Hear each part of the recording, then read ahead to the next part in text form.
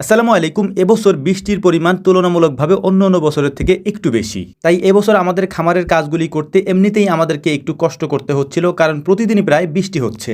অন্য দিনের মতো আজকেও সকালবেলাটা খুব রৌদ্র উজ্জ্বল ছিল, কিন্তু তার একটু পরেই বৃষ্টি শুরু হয়। এই বৃষ্টির মধ্যে আমাদেরকে আজকে ঘি বানানোর কাজটা কমপ্লিট করতে হবে। দেখতেই পাচ্ছেন আমরা রোদ্রের মধ্যে এই কাজগুলি করছিলাম, অর্থাৎ আমাদের যে হাঁড়িগুলি রয়েছে সেগুলিকে খুব সুন্দর করে পরিষ্কার করে ধুয়ে তারপর তার পেছনে আমরা মাটি লাগিয়ে দিচ্ছিলাম, যাতে করে এগুলিতে কালি না পড়ে। ঘি বানানোর জন্য আজকে আমরা মূলত দুইটা চুলা একসাথে জ্বালাবো। ওই দুইটা চুলাতে যে হাঁড়িগুলি আমরা দিব, ওই হাঁড়িগুলির মধ্যে আমরা সুন্দর করে কাদামাটি লেপে নিলাম। একটু আগেই যেখানে আকাশ একেবারে রৌদ্র উজ্জ্বল ছিল, তারপরেই আমরা দেখতে পেলাম যে আকাশ একেবারে মেঘলা হয়ে অন্ধকার হয়ে আসছে এবং বৃষ্টির ঘন ঘটা দেখা যাচ্ছে।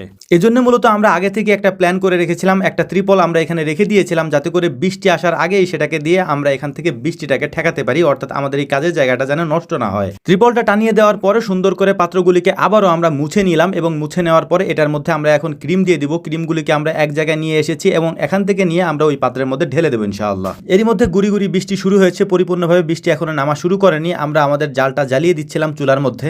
জালটা সুন্দর করে জ্বালিয়ে দেওয়ার পর ক্রিমগুলিকে আমরা ঢেলে দিব আমাদের এই পাত্রগুলির মধ্যে। যদিও জাল খুব সহজে জ্বলতেছিল না, কারণ মাটিটা একটু ভেজা, যে কারণে আমাদের একটু কষ্ট হচ্ছিল জাল জ্বালাতে।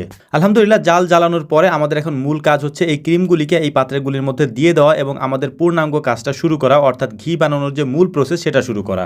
ঘি বানানোটা একটু কঠিন কাজ, এটা আমি আপনাদেরকে এর আগের কয়েকটা ভিডিওতেও দেখিয়েছি যে এটা বানাতে অনেক বেশি কষ্ট আমাদেরকে করতে হয়। এর পাশাপাশি অনেকে আমাদেরকে প্রশ্ন করেন যে ভাই ক্রিমটা কিভাবে তৈরি করেন। এই প্রশ্নের উত্তর আমরা কয়েকবার দিয়েছি এবং গতকালকেও আমরা পরিপূর্ণভাবে এটা দেখিয়েছি মেশিন থেকে কিভাবে ক্রিমটাকে আলাদা করা হয়, অর্থাৎ ক্রিম সেপারেশন মেশিন দিয়ে এই ক্রিমটা দুধ থেকে কিভাবে আলাদা হয়। তো আমরা আমাদের ঘি বানানোর কাজটাকে সুন্দরভাবেই করছিলাম, কিন্তু এর মধ্যেই প্রচুর পরিমাণে বৃষ্টি শুরু হয়। এই বৃষ্টি শুরু হলেও তেমন আমাদের কোনো ক্ষতি হবে না, কারণ আমরা আগে থেকে ত্রিপল দিয়ে জায়গাটাকে ঘিরে রেখেছি।